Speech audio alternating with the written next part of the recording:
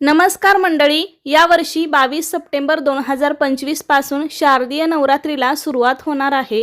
नवरात्रीच्या या 9 दिवसांमध्ये अनेक जणांच्या घरामध्ये घट बसवलेले असतात, देवी विराजमान झालेली असते आणि या नवरात्रीच्या दरम्यान घरातील प्रत्येक स्त्री किंवा व्यक्ती देवीची मनोभावे पूजा, आराधना आणि सेवा करत असते।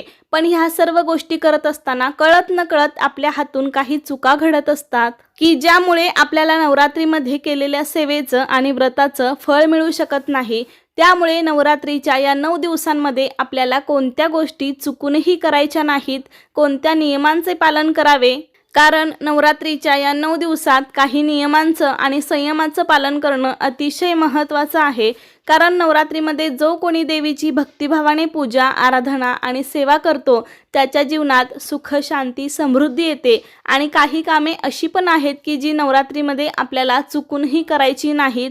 जर का तुम्ही या नियमांचं पालन केलं तर तुम्ही केलेल्या व्रताचं, केलेल्या सेवेचं संपूर्ण फळ तुम्हाला नक्कीच मिळेल आणि तुमचं व्रत देखील पूर्ण होईल। तर अशी संपूर्ण माहिती मी तुम्हाला या व्हिडिओमध्ये देणार आहे, त्यासाठी व्हिडिओ शेवटपर्यंत पहा। जास्तीत जास्त लोकांपर्यंत हा व्हिडिओ शेअर करा आणि चॅनेलला सबस्क्राइब करायला विसरू नका। लगेच व्हिडिओला सुरुवात करूया। नवरात्र म्हणजे आदिशक्तीच्या उपासनेचे दिवस। नवरात्रीच्या पहिल्या दिवशी आश्विन शुद्ध प्रतिपदेला घटस्थापना होते। या दिवशी अनेक जण आपापल्या घरामध्ये आपापल्या परंपरेनुसार घटस्थापना करतात आणि आपण सर्वजण या 9 दिवसाच्या दरम्यान आपापल्या यथाशक्तीनुसार देवीची पूजा, सेवा करत असतो। मग त्यामध्ये देवीचा मंत्रजप असेल, दुर्गा सप्तशतीचा पाठ असेल, अखंड दिव्यामध्ये तेल घालायचं असेल, अखंड 9 दिवस देवीची मनोभावे सेवा, पूजा, आरती केली जाते, वेगवेगळे नैवेद्य दाखवले जातात। घटस्थापना करताना देवीसमोर घट स्थापन केला जातो। अशा काही ना काही सेवा करणं आपलं चालू असतं। त्याबरोबरच रोजची आरती, नैवेद्य, मालाबंधन अशा पण सेवा आपण करत असतो। त्यामुळे शक्यतो या नवरात्रीच्या 9 दिवसांमध्ये आपल्याला काळे वस्त्र चुकूनही घालायचे नाही। कारण आपल्या हिंदू धर्मामध्ये कोणत्याही शुभ कार्यात किंवा पूजेमध्ये काळा रंग वर्ज्य सांगितलेला आहे। त्यामुळेच आपण जी काही सेवा सतत आपली चालू असते, त्यामुळे शक्यतो या नवरात्रीच्या 9 दिवसांमध्ये काळ्या रंगाचे कपडे चुकूनही घालू नका। या उलट नवरात्रीमध्ये धार्मिक विधी करताना भक्तांनी नेहमी स्वच्छ आणि शुभ रंगाचे कपडे परिधान करावेत। नवरात्रीमध्ये काळा रंग हा पूर्णपणे वर्ज्य आहे, त्यामुळे तुम्ही शक्यतो या 9 दिवसांमध्ये काळ्या रंगाचे कपडे अजिबात घालू नका। त्यानंतर दुसरा नियम म्हणजे नवरात्रीच्या दिवसांमध्ये आपल्या घरामध्ये घट बसलेले असतात, अखंड दिवा चालू असतो, साक्षात देवी आपल्या घरामध्ये सूक्ष्म स्वरूपात का होईना वास करत असते। त्यामुळे या दिवसांमध्ये आपल्याला आपल्या घरातील वातावरण अतिशय मंगलमय ठेवायचे आहे। म्हणजे या दिवसांमध्ये आपल्याला आपल्या घरामध्ये चुकूनही भांडण, तंटा, वादविवाद, कटकटी, अपशब्द बोलणे, शिव्या शाप देणे अवश्य टाळावे किंवा इतरांशी खोटे बोलणे टाळावे। वाद घालणे, रागावणे, एकमेकांवर चिडणे अशा गोष्टी करणं आपण शक्यतो टाळावं। नकारात्मक विचार किंवा नकारात्मक लोकांपासून दूर राहावे। या उलट आपल्याला 9 दिवसांमध्ये देवीची जास्तीत जास्त सेवा करता येईल तेवढी करण्याचा प्रयत्न करावा। त्यामध्ये आपलं मन एकाग्र करावं, कारण नवरात्रीचे 9 दिवस अतिशय पवित्र आणि सात्विक असतात। त्यामुळे या दिवसांमध्ये आपलं मन जर आपण देवीच्या सेवेमध्ये घालवलं तर त्याचं आपल्याला काहीतरी चांगलं फळ मिळेल। त्यामुळे चुकूनही आपण आपल्या घरातील वातावरण बिघडून देऊ नका, कारण आपण एकीकडे देवीची सेवा करत असतो आणि एकीकडे आपण असं काही कृत्य केलं तर आपल्याला केलेल्या सेवेचं फळ मिळणार नाही। त्यामुळे अशा गोष्टी आपण करणं शक्यतो टाळावं। आणि यातून हे पण सिद्ध होतं की आपण आपल्या मनावर किती संयम ठेवू शकतो आणि आपलं मन दुसरीकडे चांगल्या कार्यामध्ये घालवू शकतो। त्यानंतर पुढचा नियम सांगायचा झाला तर या नवरात्रीच्या 9 दिवसांमध्ये आपल्या दारामध्ये कोणीही प्राणी जसे की गाय, कुत्री, मांजर आले तर त्यांना आपण थोडे का होईना काहीतरी खायला द्यावं, किंवा कोणी भिक्षुक जरी आला असेल तरी सुद्धा आपण त्यांना रिकाम्या हाताने पाठवू नये। किमान थोडे धान्य तरी आपण त्यांना नक्की द्यावे। किंवा मग एखादी अनोळखी व्यक्ती आली असेल, त्यामध्ये जर सवाष्ण स्त्री असेल किंवा कुमारिका असेल तर त्यांना सुद्धा तुम्ही काही ना काही देऊ शकता। मग ते तुम्ही एखादं फळ देऊ शकता किंवा चहा, दूध, पाणी किंवा किमान हातावर थोडीशी साखर तरी अवश्य द्यावी। कारण या दिवसांमध्ये देवी सर्वत्र वास करत असते आणि देवी कोणत्या ना कोणत्या रूपात आपल्या घरामध्ये येईल हे सांगता येत नाही। त्यामुळे या 9 दिवसांमध्ये आपल्याला कोणालाही रिकाम्या हाताने पाठवायचे नाही। त्यामध्ये जर एखादी सुवासिनी स्त्री आली असेल तर तिला पण आपण हळदी कुंकू लावून हातावर थोडीशी साखर द्यावी. तर हे पण तुम्ही नक्कीच लक्षात ठेवा. घटस्थापना म्हणजे आपण आपल्या कुलदेवीची सेवा करत असतो, आपला कुळाचार करत असतो, त्यामुळे काही नियम पाळणं देखील गरजेचं आहे. तसेच या नवरात्रीच्या 9 दिवसांमध्ये नखे कापू नये, केस कापू नये, दाढी करू नये, लिंबू कापू नये असं सांगितलं जातं. पुरुषांना केस कापायचे असतील किंवा दाढी करायची असेल किंवा स्त्रियांना केस कापायचे असतील, नखे कापायची असतील तर एकतर आपण नवरात्रीच्या आधी करू शकतो किंवा नंतर करू शकतो. पण नवरात्रीच्या 9 दिवसांमध्ये आपल्याला अशा गोष्टी चुकूनही करायच्या नसतात. जर या गोष्टी आपण नवरात्रीच्या आधी केल्या तर या 9 दिवसांमध्ये आपल्याला त्या गोष्टी करण्याची आवश्यकता भासणार नाही. त्यामुळे तुम्ही शक्यतो नवरात्रीच्या आधी या गोष्टी करू शकता.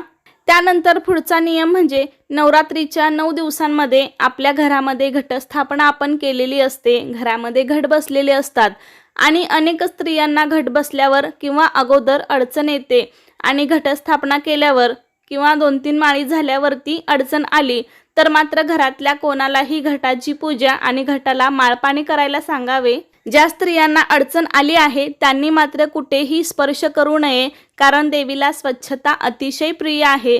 तुमच्या घरात कोणीही पुरुष असेल किंवा कोणीही दुसरी एखादी व्यक्ती असेल त्यांनी पण रोज घटाची पूजा आणि घटाला माळपाणी केलं तरीही चालू शकतं. या नवरात्रीच्या 9 दिवसांमध्ये एखाद्या स्त्रीला अडचण आली असेल तर त्या स्त्रीने जे 5 दिवस विटाळाचे आहेत ते पूर्णपणे पाळावे.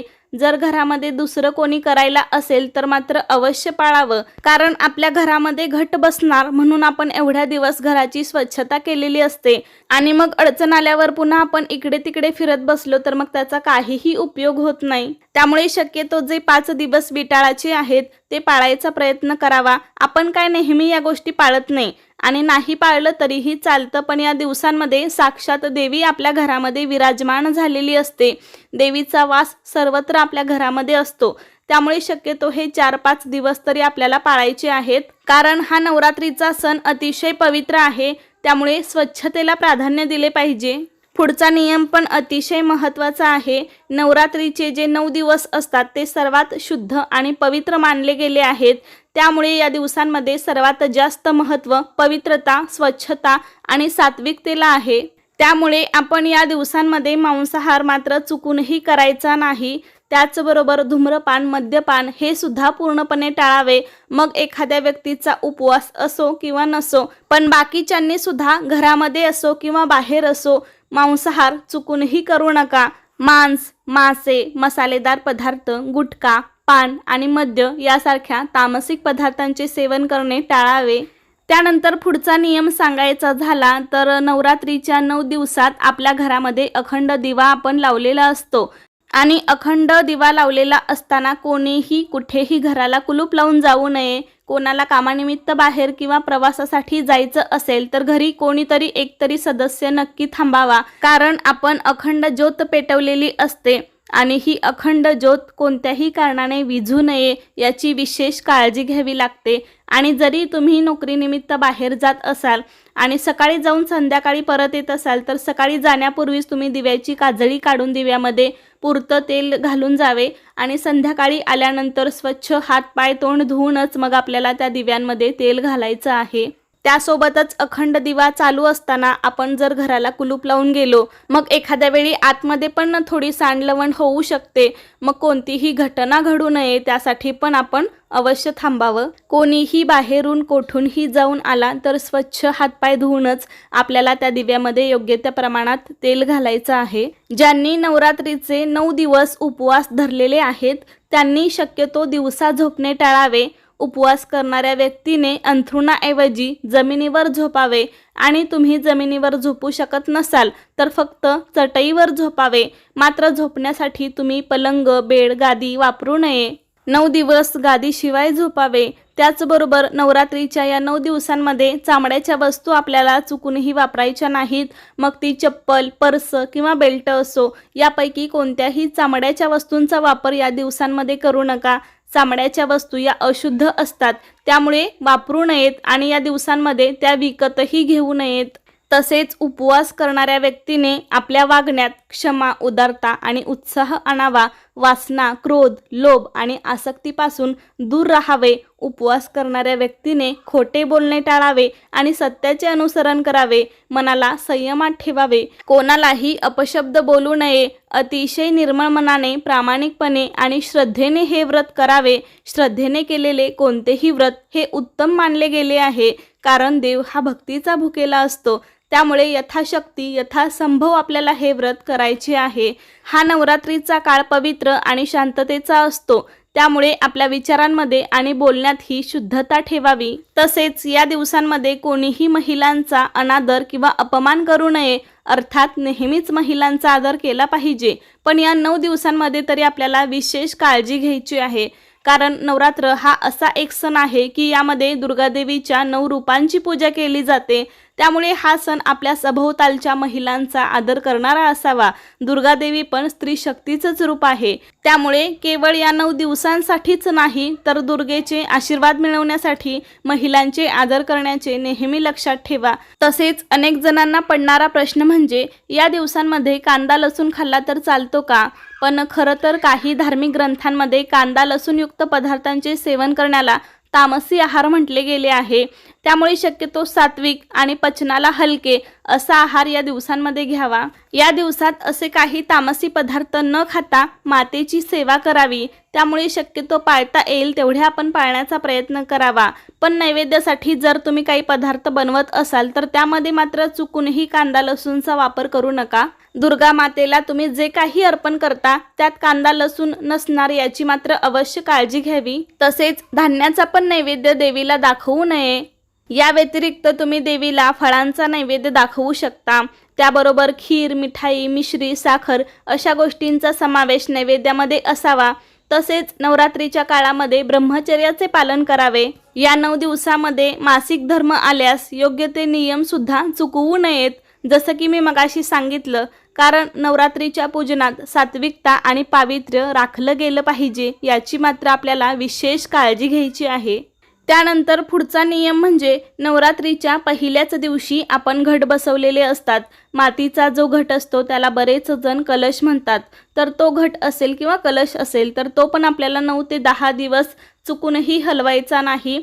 कलश आणि अखंड दिवा आपल्याला 9 दिवस हलवायचा नसतो.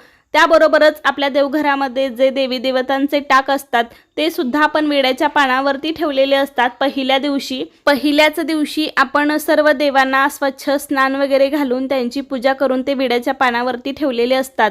तर ते डायरेक्ट आपल्याला दसऱ्या दिवशीच हलवायचे असतात.